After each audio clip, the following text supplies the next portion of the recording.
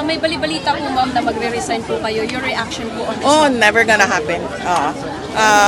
Hindi ako magre-resign dahil yun ay parang betrayal sa 32.2 million na mga kababayan natin na bumoto sa akin. Kung gusto ni BBM, tanggalin niya ako, gawin niya ang lahat, tanggalin niya ako.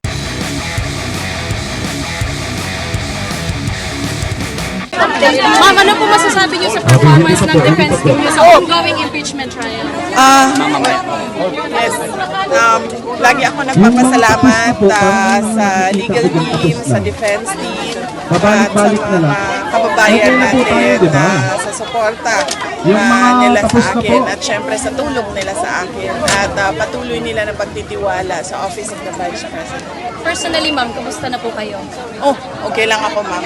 Masakit lang yung paa ko sa pagtayo ng 2 oras. Thank you for coming here, ma'am. Yes, masaya ako na nakasama ko ang ating mga kababayan dito sa London at sa iba't ibang lugar galing sa United Kingdom.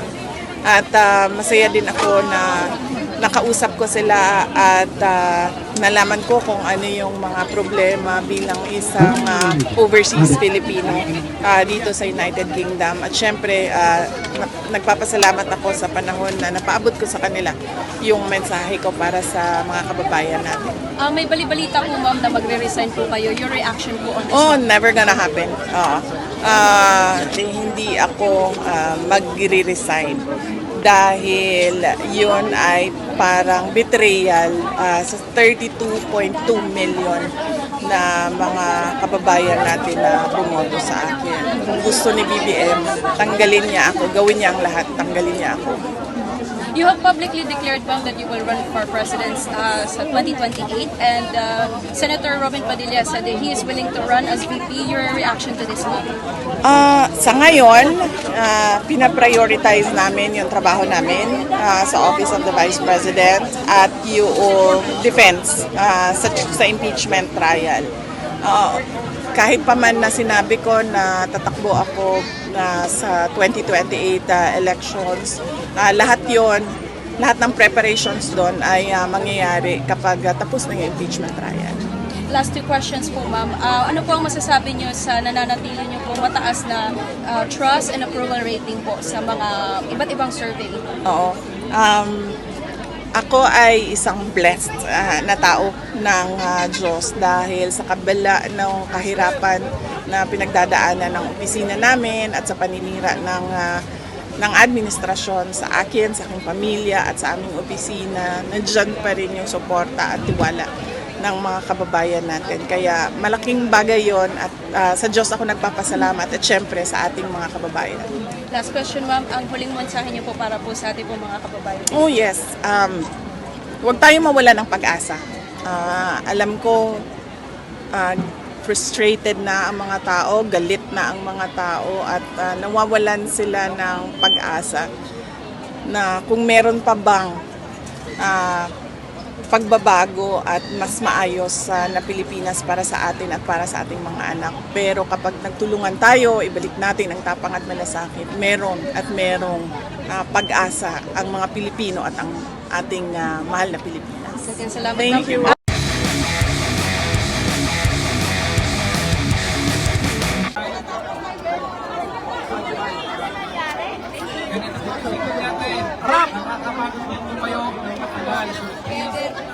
Guys, diretso na nga ng anak. Please. Hindi po ako sumisunod. Hindi po. Hindi lang kayo susunod po. Matigas lang ang ulo nyo. Matigas lang ang ulo nyo. Lahat na po sa proteksyon. Ready for photo, please. On your phone, ma'am. Baka imuhaw na yan. Baka nasumas na.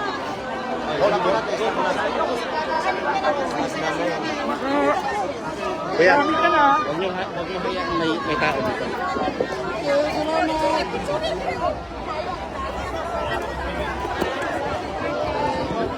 Hawakan na lang. Boss, baka matumba. Hawakan yan. Solid. Magandang po, tita. Diretso po.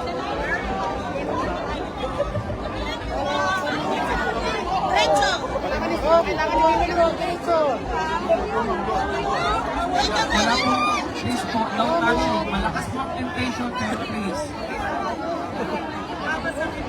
Tandaan po natin, galing tayo sa iba't ibang lugar. May mga galing sa hospital, may mga galing sa nursing home. Mag-check na kayo kita, pabalik-balik. Pasahayin po natin ang health ng ating guest, ating Vice President, at kalala po sa tahig. Ang members kung bakit walang platform.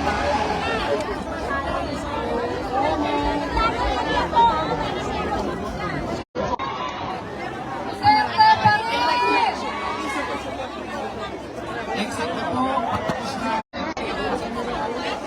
First time ever.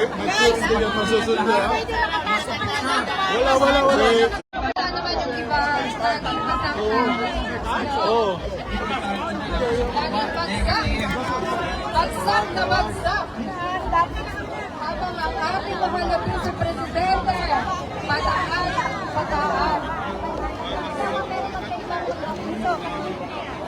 Sabi mo nga dito siya.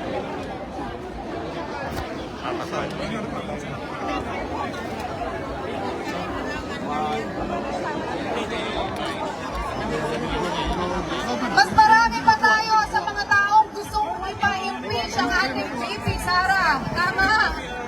Mas marami pa tayo sa kanila. Ilang tao na gustong tanggalin ang ating mahal na Vice Presidente sa posisyon. Pero ang boses ng masa, ang boses ng Pilipino, ang malakas pa rin. Tama? Tama! Papayag pa tayo na ma-impeach ang ating mahal na Vice Presidente. Depende. Hindi! I-impeach nila ang sarili nila.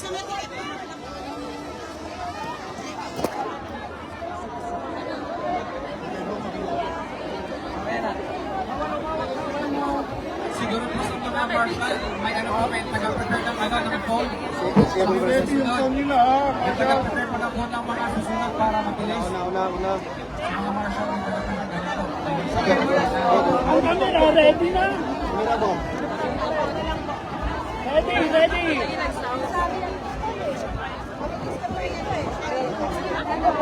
Ready, Nick. Ako na kagad. May mga alam, may mga nag-a-assist na prepare na camera. May mo ay kateki. Bro, analin lang muna bro. Para unahin mo na.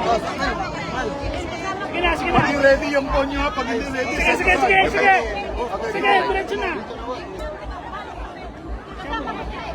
Okay. Isa lang yung dote.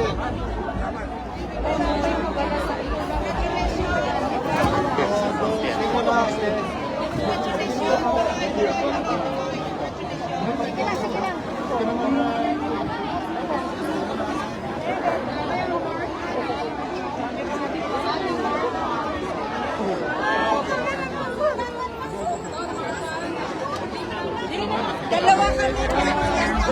Dahil ako sa isa po. Para yung nag-a-assist na po. Tita, Next, bigay sa nag-a-assist. Ibibigay na po nag-a-assist sa cameraman. Ako sa akin. Exit po. Left. Right.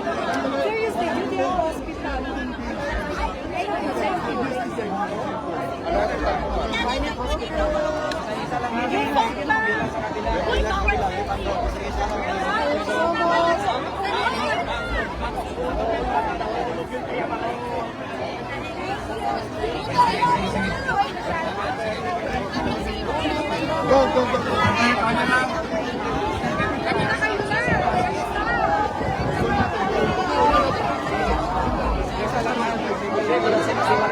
No commotion. Relax lang po. Balik po.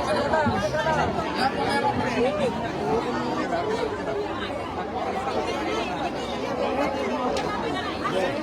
Ito kayo gawin natin.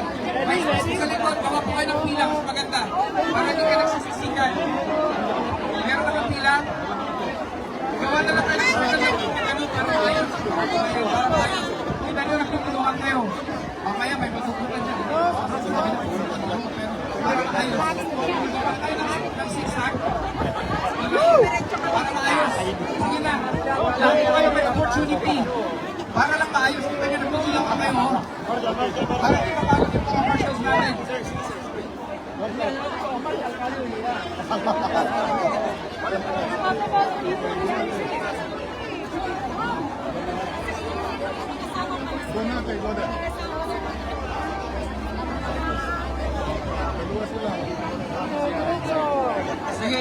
Dahil walang pila, clockwise. Yes! Ganito ko rin po ha, para may opportunity. So,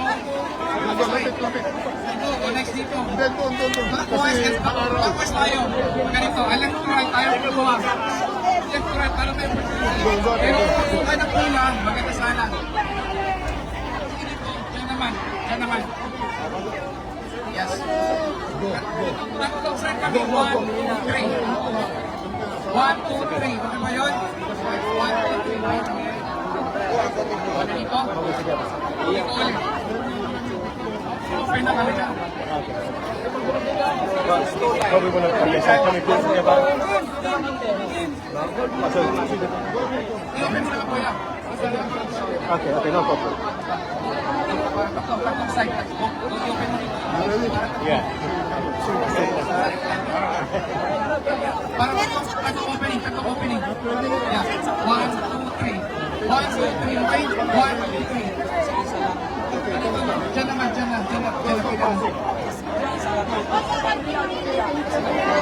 Okay, good. Sabay, entry. Diyan, okay.